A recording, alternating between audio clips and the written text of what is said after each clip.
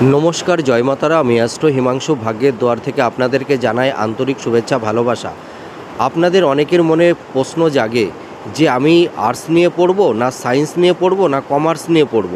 তা আপনারা কিন্তু হাতের আঙুলের নখের শেপ দেখে কিন্তু বুঝে যেতে পারবেন যে আপনাদের সায়েন্স নিলে ভালো হবে না কমার্স নিলে ভালো হবে না আর্টস নিলে ভালো হবে। তা দেখুন, আমি কিছু স্টিম নেওয়ার একটা সহজ উপায় আপনাদেরকে বলবো। যাদের দেখবেন এই নখের এই শেপটা দেখুন, একটা ইউ আকৃতি দেখতে পাচ্ছেন। এই যে নখের এই যে নখটা, এই নখের এই শেপটা দেখুন, একটা ইউ আকৃতি। এই দেখুন, এই যে ইউ আকৃতি।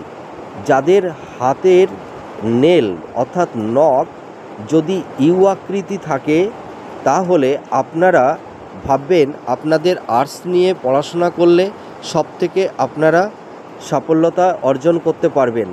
এবং এই যে ইউ আকৃতি হবে, কিন্তু এই এই নখটা একটু লম্বা থাকবে, ঠিক আছে, এবং আঙুলগুলো একটু লম্বা থাকবে।